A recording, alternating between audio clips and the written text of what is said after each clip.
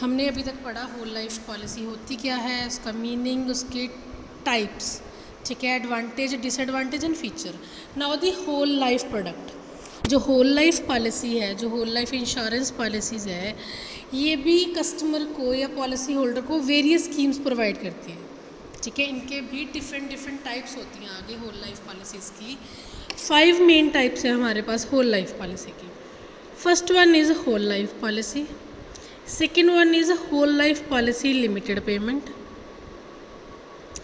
third one is a whole life policy single premium, fourth one is Jeevan Anand and fifth one is जीवन तारंग। सबसे पहले whole life policy, the scheme aims to build a financial treasure for the benefit of the policy holder successor as it inter alter payment as assured amount along with the bonuses in the event of policy holders death। simply means it's a normal whole life policy, ठीक है, जो depend करती है customer पे कि उसने सारा premium monthly पे करना है, क्वार्टरली, हाफ ईयरली।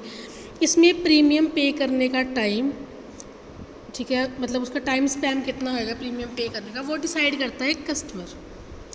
कस्टमर को, जो भी पॉलिसी होल्डर है, उसको वो सारा पैसा उसकी डेथ के बाद उसकी फैमिली को मिलता है। इन्हें whole life policy, normal whole life policy, death के बाद उसकी फैमिली को वो पैसा मिल जाता है with the interest, with the bonus. Second आती है हमारे पास whole life policy limited payment. This product is considered as one of the most attractive scheme for the benefit of the policy holder.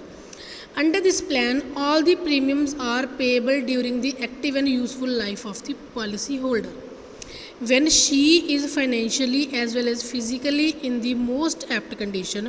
There is no need to pay premium in the advanced stage of life when the physical and financial conditions start diminishing. Simply means limited payment क्या होती है, ये वाली policy में किसी भी person को अपनी पॉलिसी की अमाउंट लाइफ टाइम पे करनी नहीं पड़ती, ठीक है। पेमेंट करता है वो for a limited period. For example आपने कोई पॉलिसी ऑप्ट की है 40 साल के लिए, उसकी पेमेंट आप लोग सिर्फ 15 साल ही करोगे। 15 ईयर्स आपने पेमेंट की, उसके बाद आपकी पॉलिसी वो टिल दी डेथ कंटिन्यू रहेगी। मींस केस में जो पेमेंट है एक लिमिटेड पीरियड के लिए ही की जाती है, पूरी लाइफ प्रीमियम की पेमेंट नहीं की जाती। बट जो आपको पैसा है वो आपकी डेथ के बाद आपकी फैमिली को टोटल अमाउंट लमसम मिल जाता है। देन है whole life policy single premium, ठीक है। लिमिटेड में क्या होता था कि हम प्रीमियम अपने अकॉर्डिंग इंस्टॉलमेंट्स में भी पे कर सकते थे। Now the whole life policy single premium, whole life policy single premium में क्या होता है कि जो भी पॉलिसी होल्डर होगा वो सिर्फ एक बार ही पेमेंट करेगा, ठीक है। वन टाइम प्रीमियम पे करने की रिक्वायरमेंट होती है इसमें। वन टाइम प्रीमियम पे करके कोई भी पॉलिसी होल्डर अपनी लाइफ को सिक्योर करवा सकता है। अगेन एंड अगेन उसे बार बार प्रीमियम पे करने की ज़रूरत नहीं होती। लिमिटेड पेमेंट में वो इंस्टॉलमेंट में पेमेंट कर सकता है। डिफरेंस इज जब आप इंस्टॉलमेंट में पेमेंट करोगे तो आपके पास सडनली एकदम से पूरा बर्डन नहीं आता, आप पोर्शन ऑफ ए अमाउंट पे करते हो। बट जब आपने सिंगल प्रीमियम पे करना होता है तो आपके पास पेमेंट के लिए सडनली बर्डन आ जाता है, आपको होल अमाउंट एक टाइम पे ही पे करनी होती है। नेक्स्ट वन है हमारे पास Jeevan Anand. This scheme is characterized by some features, endowment insurance and some features of whole life plan. On the other hand, it offers monetary coverage against death throughout its entire lifespan. On the other hand, there is a provision of lump sum payment at the end of the policy term if the policy holder remains alive. देखो दोनों चीज़ें आती हैं इसमें जीवन आनंद में। एक तो क्या है कि अगर किसी पर्सन की डेथ हो जाती है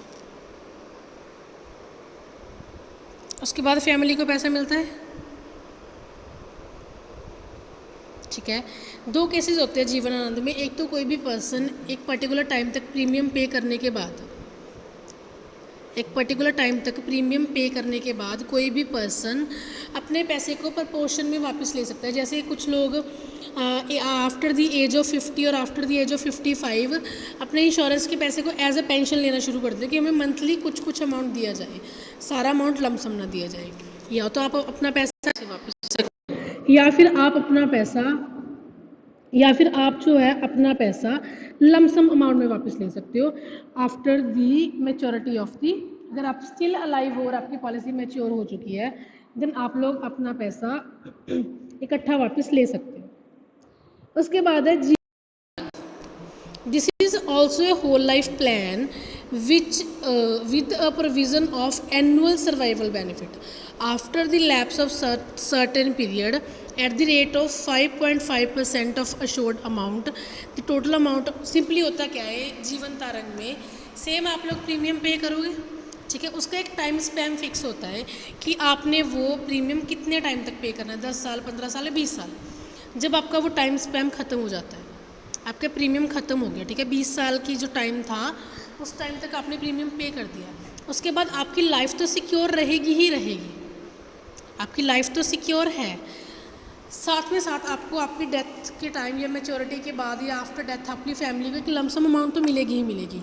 बट जब आपका प्रीमियम पे करने का डेट ख़त्म हो गई, 20 साल आपके कंप्लीट हो गए, उसके बाद जितनी अमाउंट आपने पे की है उस पर आपको 5.5% के अकॉर्डिंग एक अश्योर्ड अमाउंट मिलनी शुरू हो जाती है। वो मंथली हो सकती है, क्वार्टरली हो सकती है, हाफ ईयरली हो सकती है, ठीक है। 5.5% के अकॉर्डिंग आपको एक अश्योर्ड अमाउंट मिल जाती है टिल जब तक आप मतलब मेल नहीं माना जाता है इस पॉलिसी के अकॉर्डिंग कि किसी भी पर्सन को ये payment at the age of 100 की जाएगी, मतलब मैक्सिमम एज किसी भी पर्सन की 100 मानी जाती है। या तो अगर पर्सन की पहले डेथ हो जाती है फिर पहले उसको लमसम अमाउंट मिल जाती है, अदरवाइज़ वो अमाउंट उसकी last age at the age of 100 तक काउंट की जाती है, उसके बाद वो सारा वैसा मिलता है। बट जो 5.5% के अकॉर्डिंग उसको अश्योर्ड अमाउंट मिलेगी वो भी एट द एज ऑफ 100 तक ही मिलेगी। क्लियर है?